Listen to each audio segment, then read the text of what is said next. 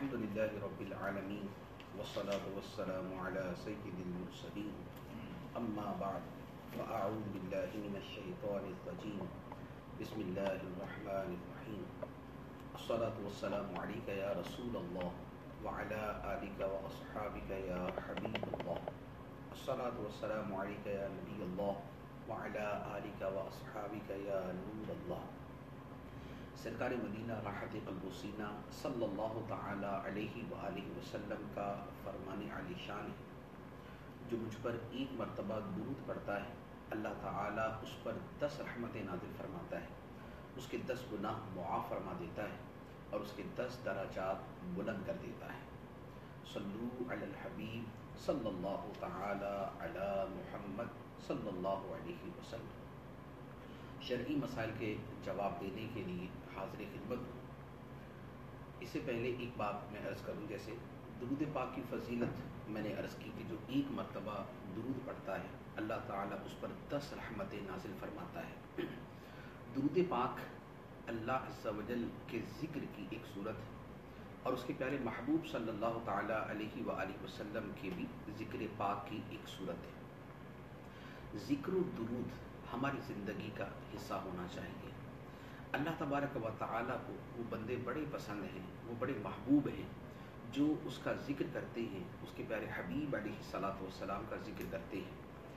صحابہ کرام کی زندگیاں، نبی پاک صلی اللہ تعالیٰ علیہ وآلہ وسلم کی سیرت طیبہ اور اس کے ساتھ قرآن پاک کی آیات کثیرہ ذکر اللہ کے فضائل سے لبریز ہے. آپ قرآن پاک کا مطالعہ کریں، آپ کو اللہ تعالیٰ کے ذکر کی اس قدر آیتیں ملیں گی کہ آپ کا دل خوش ہو جائے گا. ایک جگہ پر اللہ تعالیٰ نے ارشاد فرمایا، یا ایھا الذین آمنوا اذکروا اللہ ذکرا کثیرا، اے ایمان والو اللہ کا بڑی کثرت کے ساتھ ذکر کیا کرو، بڑی کثرت کے ساتھ. اذکروا اللہ ذکرا کثیرا، عربی زبان کے اعتبار سے جو ان الفاظ میں تاکید ہے کہ اذکروا اللہ امر کا صیغہ، یا ایھا الذین آمنوا کے ساتھ خطاب، پھر ذکرن کی دوبارہ تاکید اور کثیرن پھر اس کی تاکید. اگر اس کو عربی سمجھنے والا آدمی اس پر غور کرے تو اسے پتہ چلے گا کہ اللہ تعالیٰ نے کتنی تاکید کے ساتھ اپنا ذکر کرنے کا حکم دیا ہے. اب اللہ تعالیٰ کا ذکر کیسے کرنا چاہیے؟ ایک اور مقام پہ اللہ تعالیٰ نے اس کی مزید تشریح اور وضاحت بیان فرمائی. ارشاد فرمایا، الذین یذکرون اللہ قیاما وقعودا وعلی جنوبہم، وہ لوگ جو اللہ کا ذکر کرتے ہیں کھڑے اور بیٹھے اور اپنے پہلوؤں کے بل لیٹے ہوئے، یعنی کھڑے بیٹھے لیٹے ہر حال میں اللہ تعالیٰ کا ذکر کیا جائے. اور نبی پاک صلی اللہ تعالیٰ علیہ وآلہ وسلم کا معمول مبارک یہی تھا. آپ کھڑے بھی خدا کا ذکر کرتے، بیٹھ کے بھی خدا کا ذکر کرتے، اور اپنے بستر پر جب آرام فرما ہوتے تب بھی اللہ تعالیٰ کا ذکر کیا کرتے تھے. اسی لیے حضرت عائشہ صدیقہ رضی اللہ تعالیٰ عنہ کی روایت ہے بخاری شریف میں، فرمایا کہ نبی پاک صلی اللہ تعالیٰ علیہ وآلہ وسلم ہر وقت اللہ تعالیٰ کا ذکر کرتے تھے. کھڑے ذکر احادیث طیبہ میں موجود ہے، بیٹھ کر تو نمازوں کے بعد، نمازوں سے پہلے، نماز کی بعد کی تسبیحات سب بیٹھے بیٹھے کرنے کی. لیٹ کر ذکر کرنے کے اندر اگر آپ سیرت طیبہ کے معمولات پڑھیں تو آپ کے سامنے آ جائے گا کہ جب سرکار دو عالم صلی اللہ علیہ وآلہ وسلم اپنے بستر پر لیٹتے تو آپ کون کون سے اذکار کرتے تھے. احادیث مبارکہ کی کتابوں میں کئی اذکار مذکور ہیں، کئی ذکر مروی ہیں کہ آپ بستر پہ لیٹے لیٹے آپ نے جی یہ ذکر فرمایا، یہ ذکر فرمایا.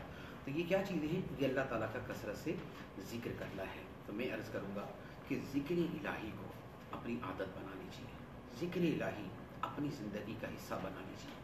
ذکر الہی سے ہماری زبانیں تر رہیں، ذکر ہمارے کانوں میں رس گھولتا رہے، ذکر سے ہمارے دل لبریز ہوں، ہمارا دل بھی خدا کو یاد کر رہا ہو، ہماری زبان بھی خدا کو یاد کر رہی ہو، حتیٰ کہ ہمارے اعضاء بھی خدا کو یاد کر رہے ہیں. اعضاء کیسے یاد کریں گے؟ اعضاء کی یاد کرنے کا طریقہ یہ ہوتا ہے کہ اعضاء کو اللہ تعالیٰ کی اطاعت کے کاموں میں لگائیں، اللہ تعالیٰ کی بندگی کے کاموں میں لگائیں. اعضاء خدا کی اطاعت میں ہوں گے تو یہ اللہ تعالیٰ کے ذکر کی صورت ہوگی. تو میں آج کے حوالے سے یہی عرض کروں گا اور یہی میں جو ہے وہ آپ کی خدمت میں پیش کروں گا کہ ذکر الہی کی کثرت اپنی زندگی کا معمول بنا لیں۔ ذکر الہی کی کثرت کا ایک بڑا آسان طریقہ یہ ہے کہ اگر آپ شجرہ الطاریہ کے جو اوراد و وظائف ہیں وہ اپنی زندگی کا حصہ بنا لیں۔ کلمہ طیبہ جتنا لکھا ہے وہ اس کی کم سے کم تعداد ہے، اس کو زیادہ سے زیادہ کر دیں۔ آپ 300 مرتبہ، 500 مرتبہ، 1000 مرتبہ پڑھ لیں۔ اسی طرح درود پاک ہے، اسی طرح اور کثیر اذکار ہیں۔ آپ دیکھیں گے تو شجرہ شریف کے اندر ماشاءاللہ بہت سارے اذکار ہیں، یا پڑھنے کا معمول بنا لیں۔ اتنی اس میں پھر اس میں اتنے فضائل والے اذکار ہیں کہ آدمی کا ایمان تازہ ہو جائے۔ جیسے ایک ذکر ہے اس میں کہ جو صبح و شام 3 مرتبہ پڑھے، اعوذ باللہ السمیع العلیم من الشیطان الرجیم، اعوذ باللہ السمیع العلیم من الشیطان الرجیم، اعوذ باللہ السمیع العلیم من الشیطان الرجیم، 3 مرتبہ پڑھے۔ اور اس کے بعد سورہ حشر کی آخری 3 آیتیں، هو اللہ الذی لا الہ الا هو عالم الغیب والشہادۃ هو الرحمن الرحیم، آخر تک جو صبح پڑھے گا تو شام تک 70,000 فرشتے اس کے لیے مغفرت کی دعا کرتے رہیں گے، اور جو شام کو پڑھے گا تو صبح تک 70,000 فرشتے اس کے لیے مغفرت کی دعا کرتے رہیں گے۔ تو آپ بتائیے اس سے بڑھ کر آپ کو اور کیا چاہیے کہ اللہ تعالیٰ کے معصوم فرشتے آپ کے لیے مغفرت کی دعا کر رہے ہو، اور ایک مرتبہ نہیں، صبح سے شام تک، شام سے صبح تک، اور پھر ایک فرشتہ نہیں، 70,000 فرشتے آپ کے لیے دعا کریں گے۔ تو اس سے بڑھ کر اور کیا فضیلت ہو سکتی ہے؟ تو کم از کم اسے اپنے معمول کا حصہ بنا لے، اور یہ بھی آپ کو شجرہ الطاریہ کے اندر بھی مل جائے گا، اسی طرح مدنی پنسورہ کے اندر بھی یہ اذکار آپ کو مل جائیں گے۔ اللہ تعالیٰ ہمیں عمل کرنے کی توفیق عطا فرمائے۔ اب آپ کے سوالات کی طرف چلتے ہیں جو آپ نے اس پیج کے اوپر پوچھے، اور جو ابھی آپ لائیو پوچھیں گے انشاءاللہ عز و جل ان کا جواب دیا جائے گا۔ احمد رضا بھائی ہیں، ان کا سوال ہے کہ فیس بک پر لوگ اپنی تصاویریں وغیرہ ڈالتے ہیں اور لوگ اس کے اوپر آ کر ماشاءاللہ لکھتے ہیں، تو کیا یہ ماشاءاللہ لکھنا درست ہے؟ ماشاءاللہ تصویر پر لکھنے کے حوالے سے سوال کس سینیریو میں ہے، کس سیاق و سباق میں ہے، وہ اگر واضح ہو تو اس کے مطابق جواب دیا جائے۔ دیکھیں، ایک تو علماء کی ایک وہ تعداد ہے کہ جو تصویر کو جائز نہیں کہتی، اس تصویر کو بھی جائز نہیں کہتی، اب ان کے اعتبار سے حکم کچھ اور ہوگا، لیکن جیسے ہم اس کو جائز سمجھتے ہیں، ڈیجیٹل تصویر کو ہم جائز قرار دیتے ہیں۔ تو اب اگر کسی نے تصویر اپنی شیئر کی اور دوسرے نے اس کے اوپر ماشاء اللہ لکھ دیا تو اس کے اندر شرعاً کوئی حرج نہیں ہے۔ یہ مسلمان کی دل جوئی بھی ہے، مسلمان کا دل خوش کرنا بھی ہے، اور اس کو نظر بد سے بچانے کی بھی ایک صورت ہے، کیونکہ اکثر آدمی اپنی جو تصویر شیئر کرتا ہے وہ وہی ہوتی ہے جو خوبصورت ہو، اور اس کو جب لوگ دیکھتے ہیں تو نظر لگنے کا بھی اندیشہ ہوتا ہے۔ بخاری شریف کی حدیث ہے کہ نظر کا لگ جانا حق ہے، تو نظر لگ جاتی ہے، اور نظر اب ہمیں کوئی چیز پسند آئے اور ہماری اس کو نظر نہ لگے، اس کا طریقہ یہ ہوتا ہے کہ اس کے اوپر ما شاء اللہ کہہ دیں، اور حدیث مبارک میں یہ بھی ہے ما شاء اللہ لا قوت الا باللہ، اتنا کہہ دیں، اسے نظر نہیں لگتی۔ تو یہ اس اعتبار سے ایک اچھا عمل ہے، اس کے کرنے کے اندر کوئی حرج نہیں ہے، بلکہ یہ ثواب کا کام ہے۔ ہاں، اس سے زیادہ ضروری یہ ہے کہ اپنی تصویر شیئر کرنا کیسا۔ جس نے ماشاء اللہ کہا اس نے تو اچھا جملہ کہا، لیکن جس نے اپنی تصویر شیئر کی ہے اس نے کیا کیا؟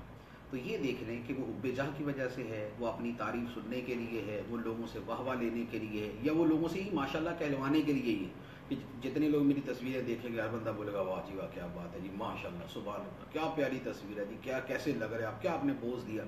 اب اس طرح کی جو حب جاہ کی پوری لسٹ ہے، اگر وہ قلب کے اوپر وارد ہے اور اس لیے تصویر شیئر کی جا رہی ہے تو یہ پھر ایک بری نیت ہے، اس سے بچنا چاہیے، اور بلا وجہ بہرحال تصویریں شیئر کرنے سے بچنا ہی چاہیے، اس کا نقصان ہونے کا بہرحال اندیشہ ہوتا ہے۔ رئیس میر بھائی ہیں، یہ پوچھ رہے ہیں کہ تجارت میں کتنا نفع لے سکتے ہیں؟ تجارت میں کتنا نفع لے سکتے ہیں، اس کے 2 پہلو ہیں۔ ایک پہلو تو یہ ہے کہ آدمی سامنے والے کی یعنی خریدنے والے کی مرضی سے اسے اپنی شے جتنے کی چاہے بیچ دیں۔ میرے پاس ایک موبائل ہے جس کی اوریجنل قیمت مثال کے طور پہ 10,000 روپے ہے، میں اگر چاہوں تو دوسرے کو 10 کروڑ روپے کا بیچ دوں۔ اگر خریدنے والا 10 کروڑ میں خریدنے کو راضی ہے تو شریعت اس کے اوپر کوئی اعتراض نہیں کرتی۔ وجہ یہ ہے کہ سامنے والا مجھے ویسے ہی 10 کروڑ دے دے تو اس میں کیا حرج ہے، تو جب ویسے کوئی دے سکتا ہے تو مجھ سے چیز لے کے بھی دے سکتا ہے، تو لہذا باہمی رضامندی ہے تو پھر اس میں حرج نہیں، لیکن اس میں ضروری ہے جھوٹ نہ ہو، دھوکہ نہ ہو۔ اب چیز ہے 10,000 کی اور کہا کہ یہ تو ہے ہی 20,000 کی، مارکیٹ میں 20,000 کی ملتی ہے، میں نے 20,000 کی خریدی ہے، اب اس میں کوئی جھوٹ کا جملہ بنتا ہے تو پھر وہ ناجائز ہو جائے گا، پھر اس طرح بیچنا ناجائز ہوگا۔ اچھا یہ تو ہے اس کا ایک یہ پہلو کہ اتنے کی بیچنا اور کسی بھی قیمت کے اوپر بیچنا جائز ہے۔ دوسرا پہلو اس کے ساتھ ایک اخلاقی بھی ہوتا ہے۔ اخلاقی پہلو کیا ہے؟ اخلاقی پہلو یہ ہے کہ جس چیز کی قلت ہو لوگ اس کو مہنگا کر دیتے ہیں۔ جیسے رمضان المبارک کا مہینہ آتا ہے تو الامان والحفیظ، نیکوں کے لیے تو نیکیاں کمانے کا یہ مہینہ ہے، اور اکثر لوگوں کے لیے مال کمانے کا مہینہ ہے۔ پھل والا پھل مہنگا کر دے گا، سبزی والا سبزی مہنگی کر دے گا، پیاز والا پیاز مہنگی کر دے گا، مرچوں والا مرچیں مہنگی کر دے گا، دنیا جہان کی ہر چیز مہنگی کر دی جائے گی ہمارے ملک کے اندر۔ کرایہ، بسوں کے کرایہ والے اس کے کرایہ بڑھا دیں گے، ٹرین والے اپنا کرایہ بڑھا دیں گے، جہاز والے اپنا کرایہ بڑھا دیں گے۔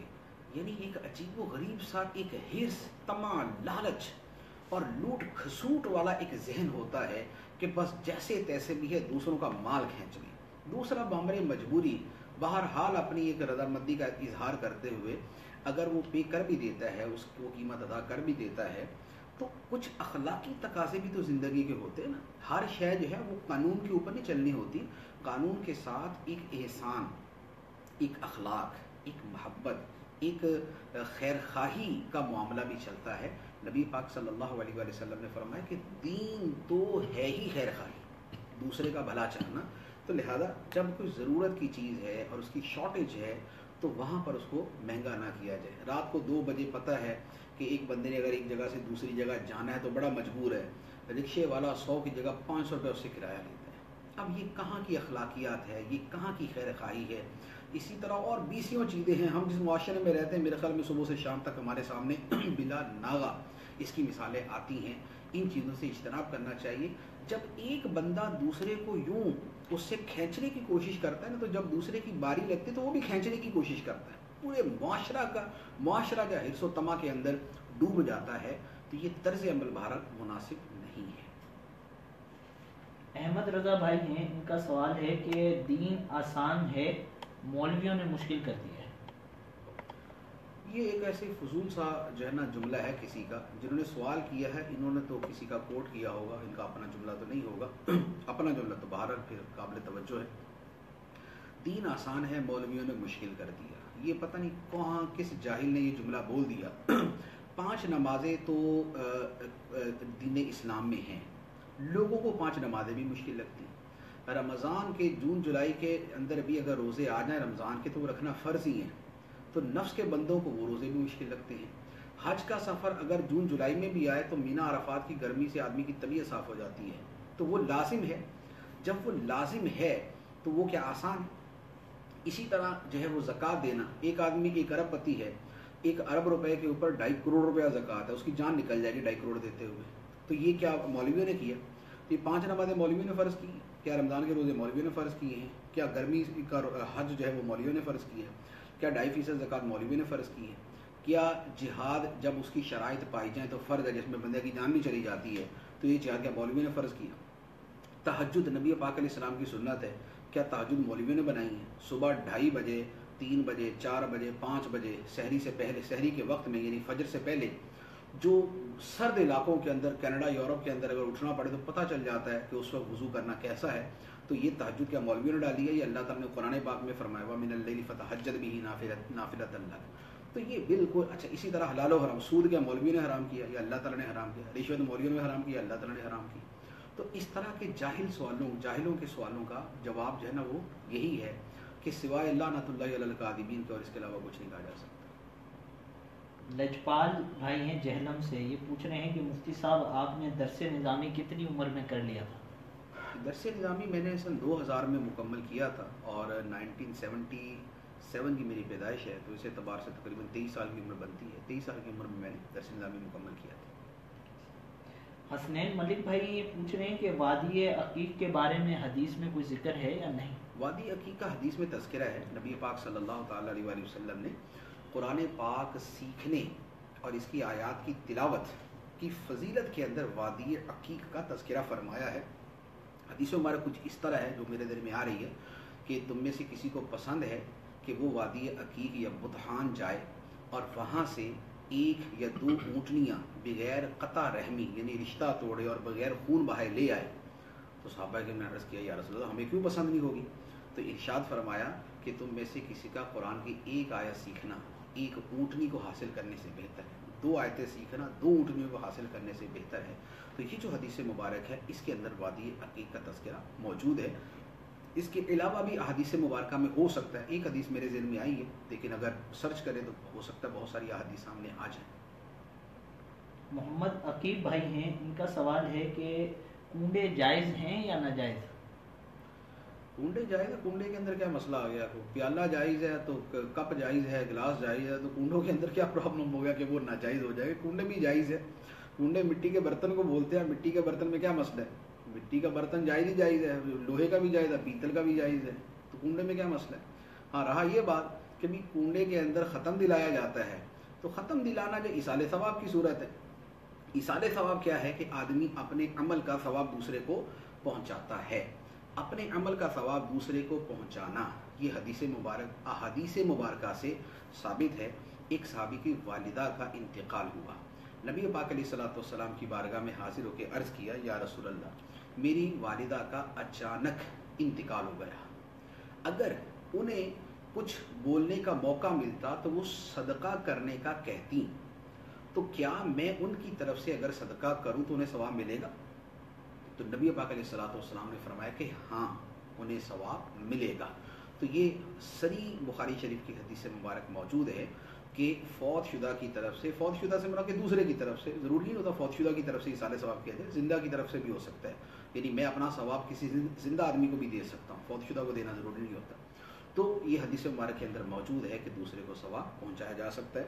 تو کنڈوں میں جو کھیر وغیرہ پکا کر یا دیگر کوئی میٹھی ڈش بنا کر اس کے اوپر قرآن پاک پڑھا جاتا ہے، اس کا ثواب بزرگان دین کو، خصوصاً امام جعفر صادق رضی اللہ تعالی عنہ کو پہنچایا جاتا ہے، یہ جائز ہے، اس میں کوئی حرج نہیں ہے۔ عبد القدوس بھائی ہیں، یہ پوچھ رہے ہیں کہ رفع یدین کرنا کیسا، اور امام اعظم کا اس بارے میں کیا موقف تھا؟ رفع یدین سے تو ہم نماز شروع کرتے ہیں، رفع یدین سے تو نماز شروع کرتے ہیں نا، اللہ اکبر کہتے ہیں تو نماز شروع کرتے ہیں، تو لہذا رفع یدین سنت ہے، لیکن پہلی والا جو پہلا رفع یدین ہے وہ سنت ہے۔ اور اسی طرح وطر کے اندر جب دعائے قنوت پڑھتے ہیں تو اس وقت دوبارہ رفع یدین کرتے ہیں، تو وہ بھی سنت ہے۔ اس کے علاوہ رفع یدین کرنے کے بارے میں احناف کا یعنی امام اعظم ابو حنیفہ رضی اللہ تعالی عنہ اور آپ کے تمام شاگردوں کا، اور اسی طرح امام سفیان ثوری رحمۃ اللہ علیہ جو عظیم محدث ہیں، بخاری مسلم ترمذی حدیث کی ہر کتاب کے اندر ان سے مروی حدیثیں موجود ہیں، اور یہ بھی امام مجتہد ہیں۔ تو یہ امام سفیان ثوری رحمۃ اللہ علیہ ان کا بھی موقف یہی ہے کہ نماز میں صرف شروع کے اندر رفع یدین کیا جائے گا، اس کے علاوہ پوری نماز کے اندر رفع یدین نہیں کیا جائے گا۔ توصیف بھائی ہیں، ان کا سوال ہے کہ کیا مرد کو کالا کپڑے پہننا جائز ہے؟ کالے کپڑے پہننے میں تو ایسا حرج نہیں ہے، بعض اوقات کسی خاص موقع پر یا کسی خاص علاقے میں یا خاص دنوں کے اندر پہننے کے اعتبار سے کلام ہو سکتا ہے، اور اسی طرح اگر سیاہ کپڑا سوگ کی نیت سے پہنا جاتا ہے تو پھر اس کی اجازت نہیں ہے۔ سوگ کی نیت سے جو سوگ کے ایام ہیں ان کے اندر عورت کو جو ہے وہ شوہر کے سوگ کے اندر پہننے کی اجازت ہے، باقی یہ ہے کہ اب مہینوں جو ہے نا وہ گھر والے سیاہ کپڑے پہن کے رکھیں تو اس کی اجازت نہیں ہے، یا اسی طرح پورا ملک جو ہے وہ کالے کپڑے پہن کے نکلنا شروع ہو جائے کہ ہمارے صدر صاحب فوت ہو گئے، ہمارے وزیر اعظم صاحب مر گئے، تو یہ جو طرز عمل ہے یہ بھی غلط ہے، یہ اس طرح کا سوگ اس کی اجازت نہیں ہے۔ فی نفسی ہی سیاہ کپڑے بھی سیاہ کپڑے ہی ہیں، اور جس طرح دوسرے کپڑے پہننا جائز ہے اسی طرح یہ کپڑے پہننا بھی جائز ہے۔ سعد اقبال بھائی ہیں، ان کا سوال ہے کہ جھینگا کھانا حلال ہے یا حرام؟ جھینگا کے بارے میں علماء کرام نے یہ فرمایا ہے کہ جو چھوٹا جھینگا ہوتا ہے، چھوٹا سا، اس کے اندر اس کے پیٹ کی اچھے طریقے سے صفائی نہیں ہو پاتی، تو اس میں آلائشیں ہوتی ہیں، تو ایسے جھینگے کا کھانا مکروہ تحریمی ہے، ناجائز و گناہ ہے۔ اور بڑے سائز کا جھینگا کہ جس کے پیٹ کی صفائی کر کے آلائشیں نکال دی جاتی ہیں، ان کے کھانے میں علماء کا اختلاف ہے، لیکن راجح یہ ہے کہ جائز ہے۔ تو جو اہل تقوی اور اہل احتیاط ہیں اگر وہ اس سے پرہیز کریں تو اچھی بات ہے، تقوی کی بات ہے. لیکن اگر کوئی بڑے سائز والے جھینگے جن کی صفائی اچھی طرح ہو چکی ہو انہیں کھاتا ہے تو وہ گناہ گار نہیں ہے، اس کا کھانا جائز ہے. محمد احمد رضا بھائی ہیں، یہ پوچھ رہے ہیں کہ نماز میں سجدہ کرتے وقت کونیاں زمین سے ملی ہوئی تھی، کیا اب نماز دوبارہ لوٹانی ہے؟ نماز اس صورت میں دوبارہ پڑھنی پڑے گی اگر سجدہ یوں کیا کہ یہ جو کلائیاں ہیں یہ زمین کے ساتھ چپکی ہوئی ہیں، زمین پہ جس کو بولتے ہیں نا بچھی ہوئی ہیں. مرد کے لیے، یہ مرد کے لیے حکم عرض کر رہا ہوں، اگر اس کی کلائیاں زمین پر بچھی ہوئی ہیں تو یہ مکروہ تحریمی ہے. اور یہ مکروہ تحریمی بقدر ایک رکن کے اگر ہوا، بقدر ایک رکن کے اگر کوہنیاں جو ہے وہ زمین پہ جمی رہیں تو اس صورت میں نماز واجب الاعادہ ہوگی. اور اگر سہون ہوا، بھول کر ایسا ہوا، تو اس صورت میں پھر نماز کے اندر سجدہ سہو کرنے سے یہ نماز ہو جائے گی. محمد نسرین قادری ہیں، وہ پوچھ رہے ہیں کہ پلاسٹک کی ٹوپی پہن کر نماز پڑھنا کیسا عام طور پہ مسجدوں میں رکھی ہوئی ہے؟ مسجد کے اندر جو پلاسٹک کی ٹوپیاں ہوتی ہیں ان کی حالت بڑی پتلی سی ہوتی ہے اور وہ ایسی نہیں ہوتی کہ ان کو پہن کر آدمی معزز لوگوں کے سامنے جا سکے. لہٰذا ایسا لباس پہننا کہ جسے پہن کر آدمی معزز لوگوں کے درمیان نہ جا سکے، ایسا کپڑا پہن کے نماز پڑھنا مکروہ تنزیہی ہے. لہذا مسجد کی ایسی ٹوپیاں استعمال نہ کی جائے.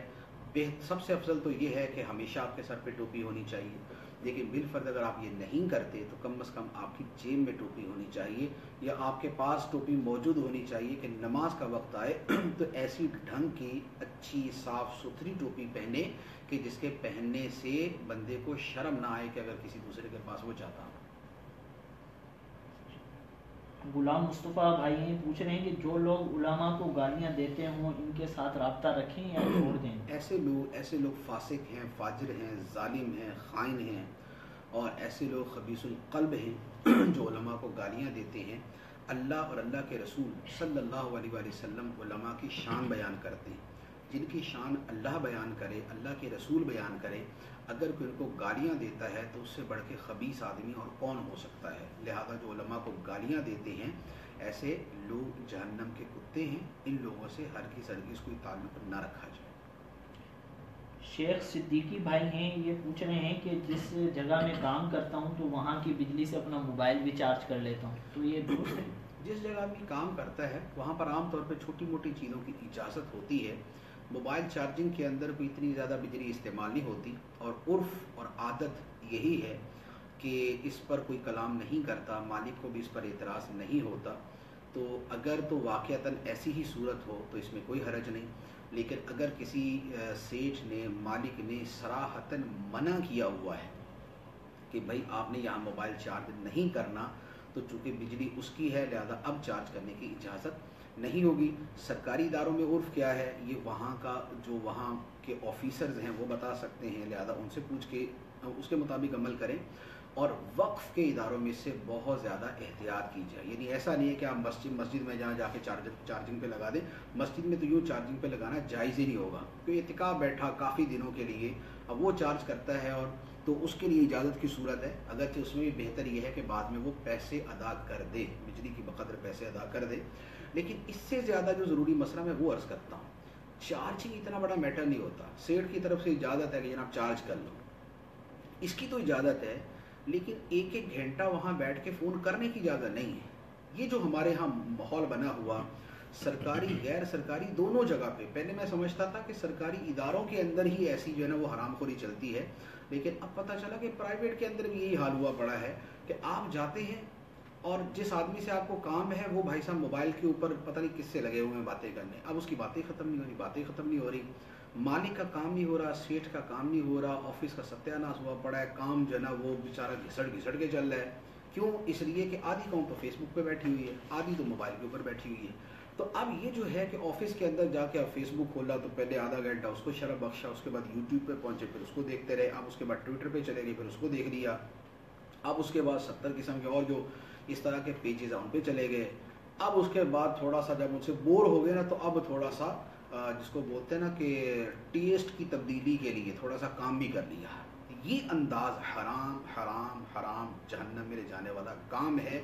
اس کی ہرگز اجازت نہیں ہے کہ آپ جو ہے معاوضہ لے کام کرنے کا اور کام کرنے کی بجائے آپ یوٹیوب فیس بک اس پہ لگے ہوئے سارا وقت برباد کر دیں.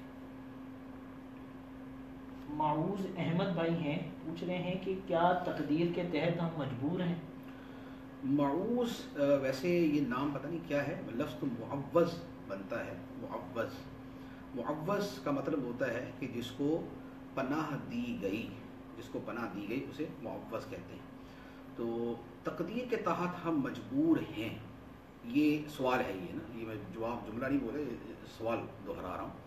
مجبور ہیں یا نہیں؟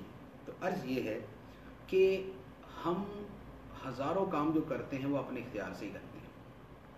ہم روٹی کھاتے ہیں تو ایسا نہیں ہے کہ ہمارے ہاتھ چلتے نہیں ہیں، یا ہم نہیں بھی چاہتے ہاتھ خود ہی اٹھتے ہیں، لقمہ ادھر بنتا ہے ہمارے منہ میں چلا جاتا ہے، دانت خود ہی ٹپ ٹپ کرنا شروع کر دیتے ہیں. ایسا کچھ نہیں ہوتا. ہم اپنے اختیار سے روٹی توڑتے ہیں، اپنے اختیار سے لقمہ بناتے ہیں، اپنے اختیار سے منہ میں ڈالتے ہیں، اپنے اختیار سے دانت ہلاتے ہیں، اپنے اختیار سے چباتے ہیں، اس کے بعد وہ آگے چلا جاتا ہے. تو جب یہ سارے کام اختیار سے ہیں تو ہمارے دیگر افعال بھی ہمارے اختیار سے ہیں. بس یہ ہے کہ ہماری مشیت کے اوپر ایک مشیت ہے. اب یہ کہہ لیں، اس کی ایک میں مثال تھوڑی سی عرض کر دوں، ہو سکتا ہے کہ اس سے سمجھنے میں آسانی ہو جائے. یہ کمرہ ہے، اس میں لائٹیں لگی ہوئی ہیں. یہ ساری لائٹیں کس سے چلیں گی؟ یہ لائٹیں چلیں گی بجلی سے. اچھا، بجلی سے کیسے چلیں گی؟ جب میں بٹن دباؤں گا سارے بلب، سارے سیورز، سارے لائٹس چل جائیں گی. لیکن اس سے پیچھے ایک گرڈ اسٹیشن ہے جہاں جو بجلی جنریٹ کرتا ہے، پیدا کرتا ہے. اگر وہاں سے بٹن آف ہے تو میں 1000 مرتبہ بٹن کو یوں کرتا ہوں، کچھ بھی نہیں ہوگا. وہاں سے بٹن اگر آن ہے تو یہاں بجلی آ رہی ہے، اب آگے میرا بٹن شروع ہو جائے گا. تو میرے اختیار کے پیچھے ایک اور اختیار ہے. وہ اختیار ہے تو میرا اختیار کام کرے گا، وہ اختیار نہیں تو میرا بھی اختیار کام نہیں کرے گا. اسی طریقے سے ہمارے اختیار کے پیچھے خدا کا اختیار ہے، ہماری مشیت سے پیچھے خدا کی مشیت ہے. وہ مشیت ہوتی ہے تو ہماری مشیت کام کرتی ہے. ایسا نہیں ہو سکتا کہ خدا کی مشیت نہ ہو اور ہماری مشیت سے کام ہو جائے. یہ میرے خیال میں اگر آپ اس مثال کو ذرا غور سے سمجھیں گے تو آپ کو تقدیر کا وہ سمجھ آ جائے گا کہ ہمارا کتنا اختیار ہے اور ہم سے پیچھے کتنا اختیار ہے. تو تقدیر برحق ہے، تقدیر ہمارا ایمان ہے، اس پر ایمان رکھنا ضروری ہے. امتیاز قادری بھائی ہیں، یہ پوچھ رہے ہیں کہ کیا کوئی غیر نبی یہ کہے کہ میں اللہ سے ہم کلام ہوتا ہوں اور اللہ مجھ سے باتیں کرتا ہے، میرے جیسا کوئی ولی نہیں؟ یہ عقیدہ رکھنا آج تک آیا نہیں کوئی میرے جیسا ولی، یہ عقیدہ رکھنا کیسا؟ یہ تو جو کہنے والا ہے اس کے حالات و واقعات دیکھنے کے بعد ہی کچھ کہا جا سکتا ہے. اللہ تعالیٰ سے ہم کلام ہونا، اللہ تعالیٰ سے کلام تو میں بھی کرتا ہوں. کس طرح؟ جب میں دعا مانگتا ہوں تو میں کس سے کلام کرتا ہوں؟ میں اللہ تعالیٰ سے کلام کرتا ہوں. جب میں قرآن پڑھتا ہوں تو خدا مجھ سے کلام کرتا ہے. جب میں نماز پڑھتا ہوں اور میں کہتا ہوں ایاک نعبد و ایاک نستعین، اے اللہ تیری ہی ہم عبادت کرتے ہیں، تجھ سے ہی مدد مانگتے ہیں، تو میں کس سے کہہ رہا ہوں؟ میں اللہ ہی سے کلام کر رہا ہوں. تو ایک تو ہے یہ کلام، تو یہ کلام تو الحمدللہ ہر مسلمان ہی کرتا ہے جو خدا کی بارگاہ میں عرض کرتا ہے، خدا سے کلام کر رہا ہے. اسی طرح نماز خدا سے مناجات کا نام ہے. حدیث مبارک میں فرمایا کہ جب بندہ سجدے میں ہوتا ہے تو خدا سے مناجات کرتا ہے. جب بندہ نماز میں کھڑا ہوتا ہے فَإِنَّهُ يُنَاجِي رَبَّهُ، وہ اپنے رب سے مناجات کر رہا ہوتا ہے. تو خدا سے کلام تو ہم کرتے ہیں. تو اب یہ جس نے کہا اس نے کس اعتبار سے کہا؟ اگر تو اس اعتبار سے کہا تو بھائی جتنا بڑا ولی وہ ہے اتنا سا تو میں بھی ہو گیا اور آپ لوگ بھی ہو گئے سارے. لیکن اگر وہ اسپیشل کلام کی بات کرتا ہے تو اس میں بھی یہ ہے کہ اولیاء کرام کو اللہ تبارک و تعالی شرف مکالمہ عطا فرماتا ہے. لیکن یہ شرف مکالمہ وہ نہیں جو حضرت موسیٰ علیہ السلام کو عطا کیا، وہ خاص ہے. اس سے ہٹ کر جدا گانا اور ہیں چیزیں کہ اللہ تعالیٰ اس انداز کے اندر کلام فرمائے. تو اس کی نوعیت کے اعتبار، اب جو جس نوعیت کا دعویٰ کرتا ہے تو وہ اسی نوعیت کے اعتبار سے ثبوت بھی دے گا. تو جو دعویٰ کرنے والا وہ اس کا ثبوت پیش کرے. باقی یہ جملہ کسی کا کہنے نہیں میرے جیسا ولی کوئی نہیں، تو یہ بھی مدار کرتا ہے کہنے والے کے اوپر. کہنے والا اگر غوث پاک رضی اللہ تعالیٰ عنہ ہیں تو ان کا کہنا بجا ہے میرے جیسا کوئی ولی نہیں. اور میرا قدم جو ہے سارے ولیوں کی گردنوں پر ہے. اسی طرح اور بڑے بڑے اکابر اولیاء کرام گزرے ہیں.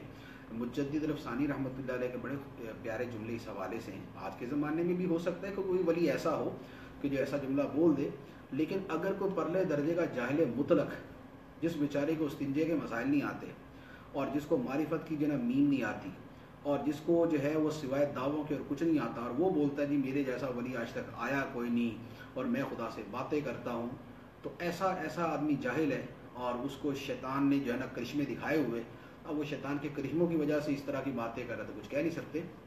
شیطان بھی اس طرح باتیں کرتا ہے، یہ اب یاد رکھیے، شیطان بھی اس طرح باتیں کرتا ہے. باقاعدہ سرکار غوث پاک رضی اللہ تعالیٰ عنہ کے بارے میں موجود ہے. کیا فرماتے ہیں کہ میں ایک جنگل میں تھا تو اچانک ہر طرف نور ہی نور پھیل گیا، روشنی روشنی، نور ہی نور، اور اس نور سے آواز آنا شروع ہوئی کہ اے عبد القادر، میں تیرا خدا ہوں، میں تیرا خدا ہوں، جا ساری نمازیں میں نے تجھے معاف کر دی، میں تجھ سے راضی ہو گیا، سارے حرام گناہ تجھے میں نے حلال کر دیے، ساری نمازیں معاف کر دی. تو غوث پاک رضی اللہ تعالیٰ عنہ فرماتے ہیں کہ جب میں نے سنا تو میں نے کہا لا حول ولا قوت الا باللہ، اعوذ باللہ من الشیطان الرجیم.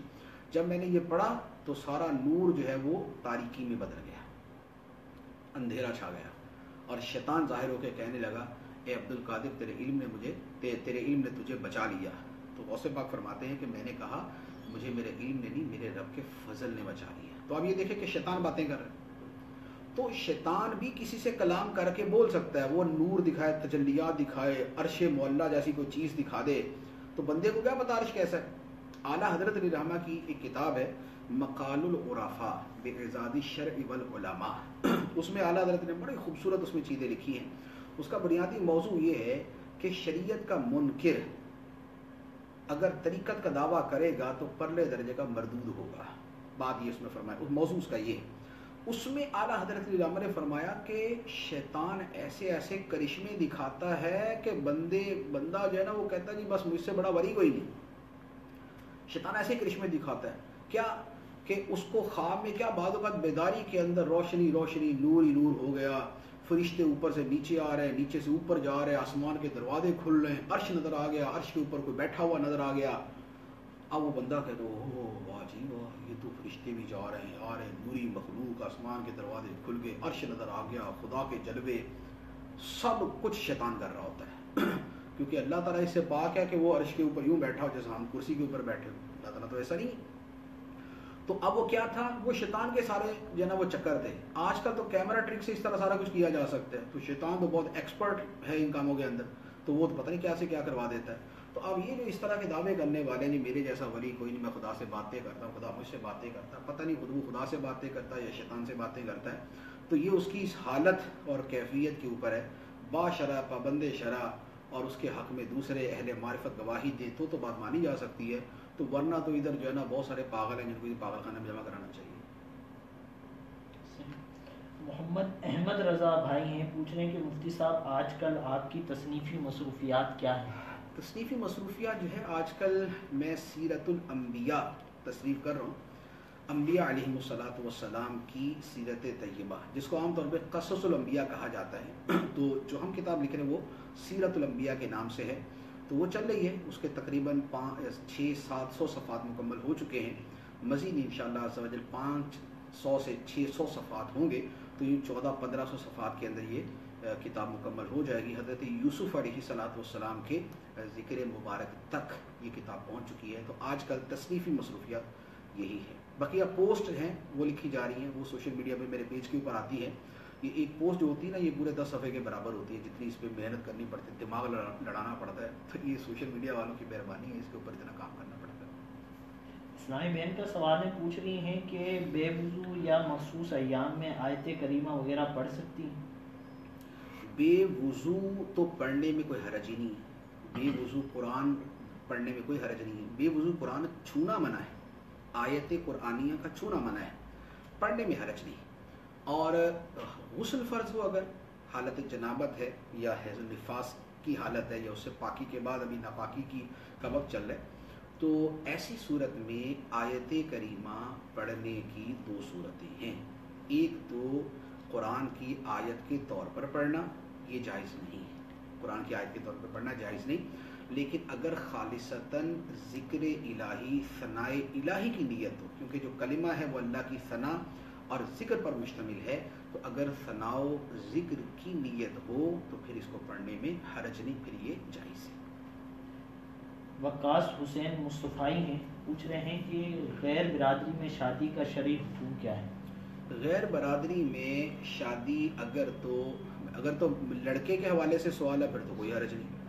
اگر لڑکی کے حوالے سے سوال ہے کہ اس کا غیر برادری میں شادی کرنا کیسا، تو یہ مسئلہ کفر ہوتا ہے۔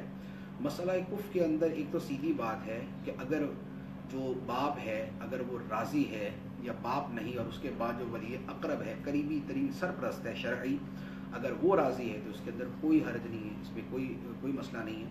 لیکن اگر ولی کی اجازت کے بغیر غیر برادری میں شادی ہے تو پھر اس میں دیکھا جائے گا کہ وہ غیر برادری اس لڑکی کی برادری کے برابر ہے یا اس سے اوپر ہے۔ برابر ہے یا اوپر ہے تو دیگر شرائط کے ہوتے ہوئے نکاح درست ہے، اور اگر اس سے کمتر برادری ہے، مثال کے طور پہ لڑکی ہے سید زادی، لڑکا ہے مغل پٹھان، تو اب لڑکی کی برادری اونچی ہے، لڑکے کی برادری دنیاوی اعتبار سے نیچے ہے، تو اب اس صورت میں ولی کی اجازت کے بغیر نکاح درست نہیں ہوگا۔ محمد منصور احمد ہیں، پوچھ رہے ہیں کہ بال کالے کر سکتے ہیں اور داڑھی کو بھی کلر وغیرہ لگا سکتے ہیں؟ دوبارہ پوچھیے۔ بال کو کالا رنگ لگا سکتے ہیں؟ میں نے بولنا آپ بولے آہستہ بولے۔ محمد منصور احمد آواز میں پرابلم کچھ جی منصور احمد بھائی پوچھ رہے ہیں کہ بالوں کو کالا رنگ لگا سکتے ہیں؟ بالوں کو کالا رنگ لگانے کی اجازت نہیں ہے، یہ سیاہ خضاب ہے۔ سیاہ خضاب فرعون کا طریقہ ہے اور یہ کفار کا خضاب ہے، مسلمان کو اس کے لگانے کی اجازت نہیں ہے، نہ مرد کو اجازت ہے سیاہ خضاب کی، نہ عورت کو اجازت ہے۔ استثناء کی صورت صرف مجاہدین کو ہے، اور وہ بھی بوقت جہاد۔ یہ نہیں ہے کہ گھر بیٹھے لگا کے بیٹھے جو ہے اسے انجوائے کرتے رہے، ہاں حالت جہاد میں دشمنوں کے اوپر جوانی ظاہر کرنے اور روب ڈالنے کے طور پہ اگر سیاہ خضاب اس وقت مجاہدین لگائیں تو ان کے لیے اجازت ہے۔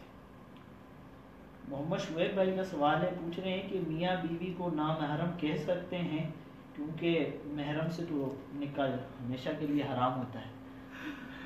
میاں بیوی آپس میں اس معنی کے اعتبار سے تو نامحرم ہی ہوتے ہیں، کیونکہ محرم جو شرعی ہے وہ ہے کہ جس سے نکاح حرام ہو۔ محرم کا لفظ ہی حرام سے بنا ہے، تو محرم وہ ہے جس سے نکاح حرام ہو۔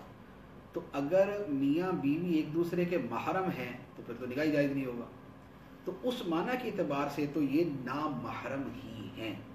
لیکن یہ نامحرم وہ ہیں کہ جن سے بوجہ نکاح اللہ تعالیٰ نے بہت سے معاملات کی حرمت کو اٹھا لیا، تو اس اعتبار سے ان کو جو ہے ایک دوسرے کا قریبی کہا جاتا ہے۔ لیکن محرم کا لفظ پھر بھی نہیں بولتے، ہم محرم راز بول سکتے ہیں اور جو بھی بول سکتے، لیکن بہرحال جو شرعی محرم ہے وہ دوسرے۔ اس لیے ایک میں آپ کو مسئلہ عرض کرتا ہوں، اس سے آپ اس کی مثال سمجھ جائیں گے۔ عورت کے لیے جائز نہیں ہے کہ وہ مسافت سفر 92 کلومیٹر کا سفر کرنا۔ عورت کے لیے، عورت نے اگر 92 کلومیٹر کا سفر کرنا ہے تو شرعاً ضروری ہے کہ اس کے ساتھ یا تو کوئی محرم ہو یا اس کا شوہر ہو۔ آپ دیکھیں، محرم ہو یا اس کا شوہر، تو اگر شوہر محرم کی کیٹیگری میں آئے گا تو جدا کیا بیان کرنا تھا اس سے، تو محرم جدا ہے، شوہر جدا ہے۔ اسامہ گجر بھائی ہیں، پوچھ رہے ہیں کہ کیا عالم دین سید زادی سے نکاح کر سکتا ہے؟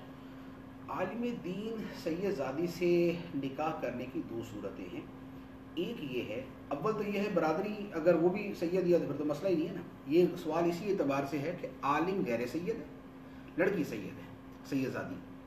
اس میں بھی یہ ہوتا ہے کہ عالم اگر تو قریشی برادری سے ہے، قریش میں سے ہے، اب ہو سکتا ہے وہ آوان ہو، آوان بھی قریشی ہوتے ہیں، تو آوان ہے عالم، تو قریش کا آپس میں نکاح جائز ہے، خواہ وہ ایک سید ہو دوسرا غیر سید، لیکن قریشی ہوگا تو ان کا نکاح آپس میں جائز ہوگا۔ یہ تو ہوگی ایک صورت۔ دوسرا یہ ہے کہ جو لڑکا ہے جو عالم دین ہے وہ ان میں سے کسی قریش کی برادری میں نہیں ہے، وہ اس سے خارج ہے، جیسے مغل یا پٹھان کی میں نے مثال دی۔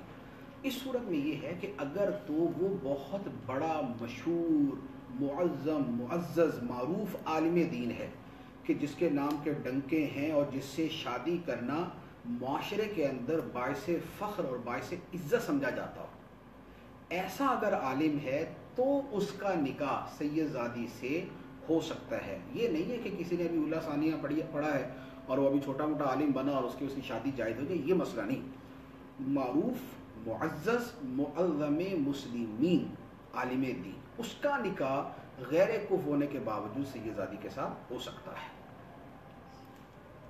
ایک سوال یہ تھا مفتی صاحب کہ فیض شاہ بھائی ہیں، ان کا سوال تھا یہ کہ موبائل پر قرآن پاک بغیر وضو پڑھ سکتے ہیں، PDF ہوتی ہے یا اپلیکیشن کے ذریعے؟ دیکھیں سوال بار بار وہی ہو جاتا ہے پڑھنے کا۔ میں نے عرض کیا کہ بے وضو پڑھنے میں مسئلہ نہیں ہے، بے وضو چھونے کے اندر مسئلہ ہوتا ہے، بے وضو چھونے میں مسئلہ ہے۔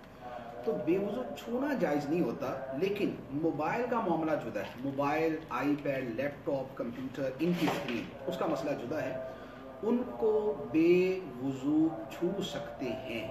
ان پر قرآن پاک کھلا ہے تو اس کو بے وضو چھو سکتے ہیں موبائل آئی پیڈ کے اوپر۔ ہاں اگر اس سے بچیں تو بہتر ہے کہ بعض علماء اس کو بھی جائز قرار نہیں دیتے۔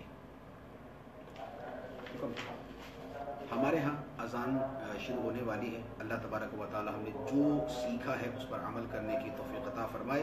آمین بجاہ النبی الامین صلی اللہ علیہ وسلم۔